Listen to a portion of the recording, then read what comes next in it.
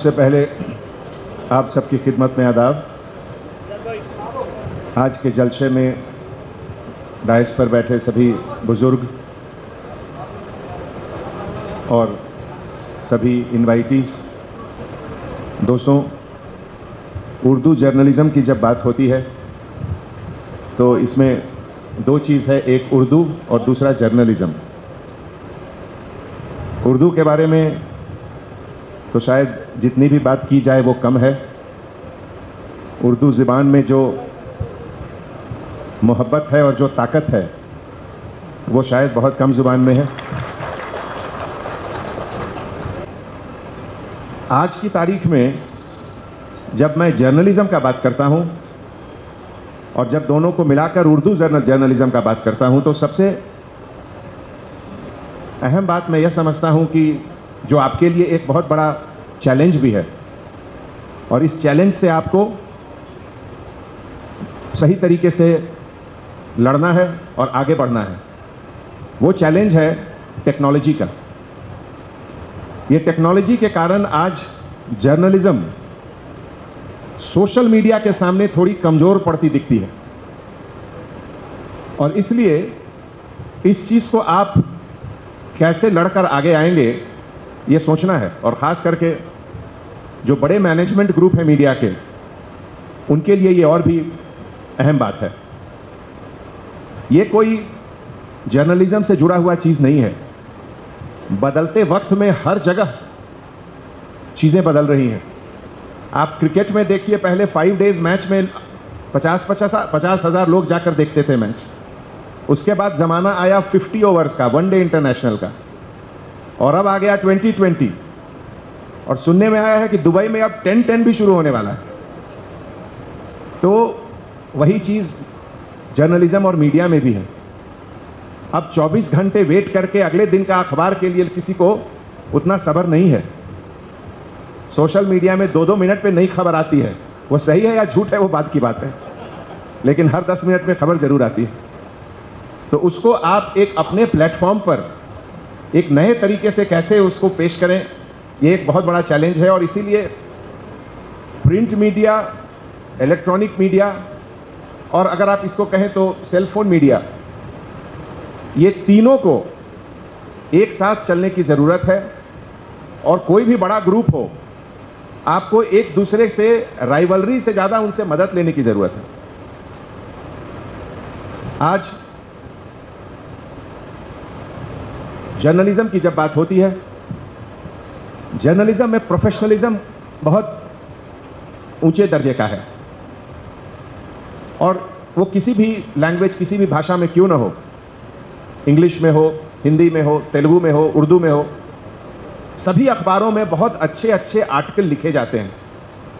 सभी का centre page, सभी का एडिटोरियल वाकई बहुत अच्छा रहता है।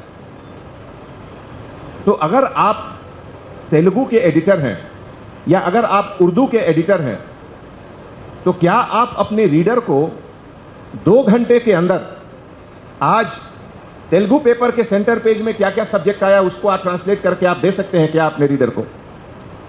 अगर आप दे सकते हैं तो आप टेक्नोलॉजी को सही तरीके से यूज़ कर रहे हैं।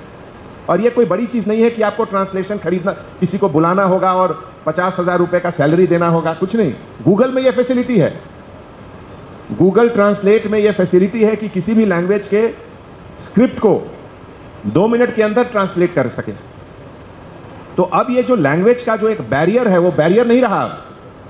अगर आज ईनाडू में कोई अच्छा आर्टिकल निकला है और आप उर्दू के अखबार के एडिटर हैं, लेकिन आपको लगा कि ये इसकी बड़ी अच्छी लिखावट है, मैं अपने रीडर को भी इसको देना चाहता हूं, आप 2 मिनट में ट्रांसलेट करके आप उसको दे सकते हैं। ये बहुत ज़रूरी है। ये इसलिए भी ज़रूरी है कि इससे किसी एक वाकया के ऊपर अलग अलग कितने नज़रिए हैं उसका भी एहसास होता है। और आपके रीडर को ये पूरा हक है ये जानने का कि आप जो ये एक नज़रिया पेश कर रहे हैं, क्या इस वाक्य के ऊपर कोई दूसरा नज़रिया भी है क्या? अब इस टेक्नोलॉजी के एज में कोई भी न्यूज़ लोकल न्यूज़ नहीं रहता है। ये जो लोग कहते हैं ये तो लोकल न्यूज़ है, नहीं, अगर वो सही न्यूज़ है तो वो नेशनल न्यूज़ है। और यहां हैदराबाद में अगर कुछ अच्छी चीज हो रही है तो दिल्ली में भी लोग जानने की कोशिश करेंगे और जानना चाहेंगे। इसीलिए लैंग्वेज का बैरियर अब बिल्कुल नहीं रहना चाहिए। और सही मायने में टेक्नोलॉजी का यूज वही है कि हम कितनी जल्दी से जल्दी अपने रीडर को वो हर कुछ दे सकते हैं जो अवेलेबल है उस प्लेटफॉर्म पे, जर्नलिज्म के प्लेटफॉर्म पे, केवल उर्दू जर्नलिज्म के प्लेटफॉर्म पे नहीं, पूरे प्लेटफॉर्म पे। दूसरी बात उसे भी मैं समझता हूं कि शायद चैलेंज ही है आपके लिए, और मुझे इजाजत दीजिए कहने का कि हर फील्ड में अब जितनी पैसों की ताकत बढ़ती जा रही है, चाहे वो कोई फील्ड हो, तो जो पैसों की ताकत बढ़ती जा रही है तो उससे ऊपर उठकर कहां तक काम किया जा सकता है, यह भी एक बहुत बड़ी चैलेंज है।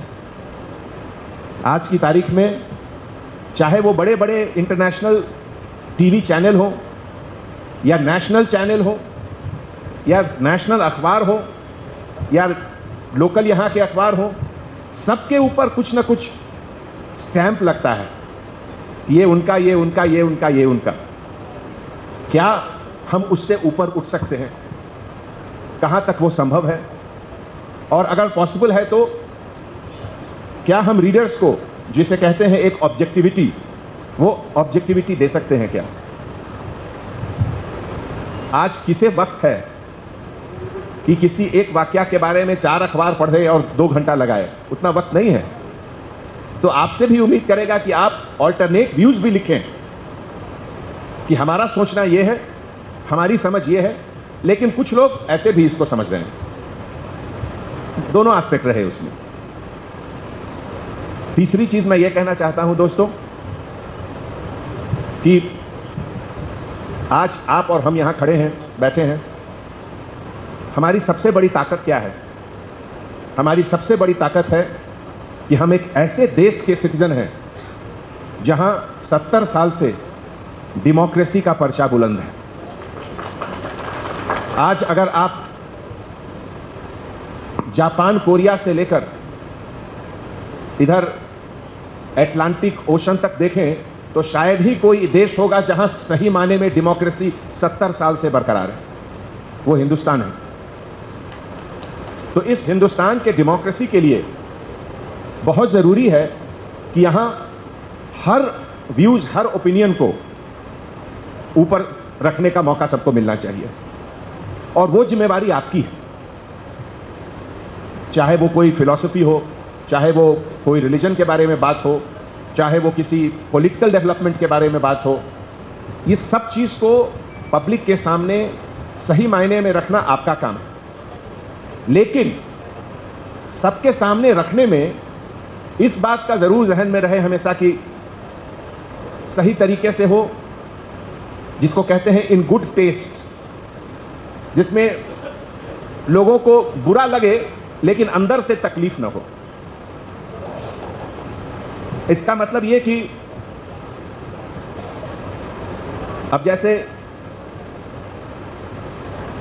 अगर पॉलिटिकल राइवलरी हो, हमारे बगल में पॉलिटिकल लीडर साहब लोग बैठे हुए हैं, तो अगर पॉलिटिकल राइवलरी भी हो या किसी दूसरे ग्रुप की बात करें, तो अगर राइवलरी को अगर कुछ लोग दुश्मनी देख रहे हैं, तो मान लीजिए कुछ समय के लिए दुश्मनी भी हो, तो इतना ज्यादा ना हो जाए कि अगर कल हम दोस्त हो तो शर्मिंदा होना पड़े। ये जिम्मेवारी भी आपकी है। चौथी बात मैं ये कहना चाहता हूं दोस्तों, वो भी हम लोग सबकी जिम्मेवारी है कि जो नई नस्ल हमारे सामने आ रही है, इस नई नस्ल को और उनके सोचने के तरीके को किस तरीके से मोल्ड किया जाए, एक सही रास्ते में रखा जाए, यह भी आपका काम है। कभी कभी एक छोटी सी चिंगारी भी बड़ी आग बन जाती है, और कभी कभी कोई बहुत बड़ा हादसा भी सही तरीके से अगर आप उसको बताएं तो वो कोई ट्रेजेडी नहीं बनता है, उसको चेक किया जा सकता है। किसी भी हालात में एक पॉजिटिव थिंकिंग, ये बहुत जरूरी है हमारे लिए। आज जिस समय तेलंगाना स्टेट बना 2014 में, 9 या 10 डिस्ट्रिक्ट थे यहाँ, और 9 डिस्ट्रिक्ट को गवर्नमेंट ऑफ इंडिया के नोटिफिकेशन के मुताबिक बैकवर्ड डिस्ट्रिक्ट का कैटेगरी दिया गया था, दर्जा दिया गया था। और आज पर कैपिटा इनकम में गुजरात महाराष्ट्र से आगे है तेलंगाना। तो हर चीज में अच्छाई देखी जा सकती है। और आज इतना ज्यादा कंपटीशन है, कंपटीशन अब इंडिविजुअल लेवल पे नहीं है कि एक स्टूडेंट दूसरे स्टूडेंट से compete कर रहा है, अब एक शहर दूसरे शहर से कंपटीशन में है। अब हैदराबाद का comparison Delhi, Bombay, Bangalore, New York, Washington से है। इंडिया का कंपटीशन बड़े बड़े देशों से है, फ्रांस, जर्मनी, इंग्लैंड, हर सबसे। तो ऐसे माहौल में हम लोग छोटी छोटी चीज को लेके आपस में उलझ नहीं सकते हैं। We cannot afford that. देश के लिए सोचकर अपने आने वाले नस्ल को यह बताना है कि आपके इंडिविजुअल नीड्स, आपके फैमिली की जो जरूरत है, आपकी व्यक्तिगत जरूरत है, उससे ज्यादा जरूरी है आपके स्टेट और आपके कंट्री की क्या जरूरत है। और इसलिए कभी कभी इंडिविजुअल सेक्रीफाइस, अपने खुशियों का सेक्रीफाइस, अपनी उम्मीदों का सेक्रीफाइस करना पड़ता है। मैं एक छोटा सा एग्जाम्पल देता हूं। हो सकता है कि किसी एक बैच में, अगर कोई 12th का बैच है किसी स्कूल का, तो हो सकता है उसमें 100 बच्चे इंजीनियरिंग पढ़ना चाहें, और इंजीनियरिंग कॉलेज भी है उतनी, लेकिन शायद सोसाइटी के लिए उतनी ज़रूरी नहीं है, क्योंकि 4 साल के बाद जब वो इंजीनियरिंग पास करेंगे तो मार्केट में उतना जॉब नहीं रहेगा इंजीनियरिंग का। तो इसलिए उन बच्चों को अपना इंडिविजुअल जो चॉइस है उसको दरकिनार करके हो सकता है कोई और सब्जेक्ट पढ़ना पड़े। इसी तरीके से हो सकता है कंपनी की बात हो, तो कुछ कंपनी चाहती है कि हम एक पर्टिकुलर लाइन में जाना चाहें, लेकिन उस लाइन में जितनी कंपटीशन है, आपको जितनी मेहनत करनी पड़ेगी, उसके 50% कम मेहनत में शायद आप दूसरी लाइन में जाएं तो आपको अच्छा रिजल्ट मिलेगा। तो ये सब चीज रहबर आप हैं। जर्नलिस्ट से सबसे बड़ा अपील है कि आपको ये सब चीज की समझ होनी चाहिए, और इसीलिए हर जर्नलिस्ट को एक, जिसे कहते हैं डोमेन नॉलेज, आप अगर इरिगेशन पे आप कुछ लिख रहे हैं तो आपको इरिगेशन पे कम से कम 10,000 पेज आपको आपके जहन में पढ़ा हुआ होना चाहिए, तब आप कंपेयर करेंगे कि क्या है।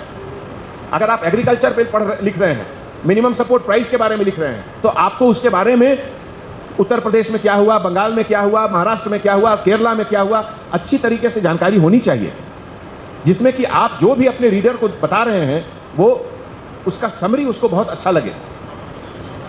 अगर आप क्राइम के बारे में लिख रहे हैं तो क्राइम के बारे में भी किस तरीके से लिखें। दुनिया में ऐसा कोई जगह नहीं है जहां क्राइम 0 हो सकता है ही नहीं।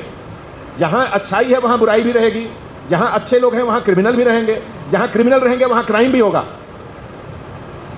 लेकिन उसको किस तरीके से बताएं, किस तरीके से प्रोजेक्ट करें, जिसमें कि किसी को डीमोटिवेट करने का गोल नहीं रहे। अगर किसी को डीमोटिवेट करना है तो आपको और हमको मिलके क्रिमिनल को डीमोटिवेट करना है, पुलिस ऑफिसर को डीमोटिवेट नहीं करना है। तो आज ज्यादा वक्त न लेते हुए मैं ये कहना चाहता हूं कि जो कहा जाता है प्रेस को कि the 5th pillar of the state, तो आज की तारीख में आपके ऊपर, हमारे देश की बहुत बड़ी जिम्मेवारी आपके ऊपर है। और खास करके जो नए जर्नलिस्ट, नए रिपोर्टर्स जो आ रहे हैं, उनसे मैं अपील करूंगा कि खाली वक्त में बहुत पढ़ें। आप लोग लकी हैं कि आपके सामने पूरा इंटरनेट आपके हाथ में है। जिस सब्जेक्ट पर भी आप चाहें, आप सब कुछ आपके पास है। आप पढ़िए, अपने आप को एनरिच करिए। आपकी अमीरी आपकी तनख्वाह से नहीं दिखती है, आपकी अमीरी आपकी लिखावट से दिखनी चाहिए।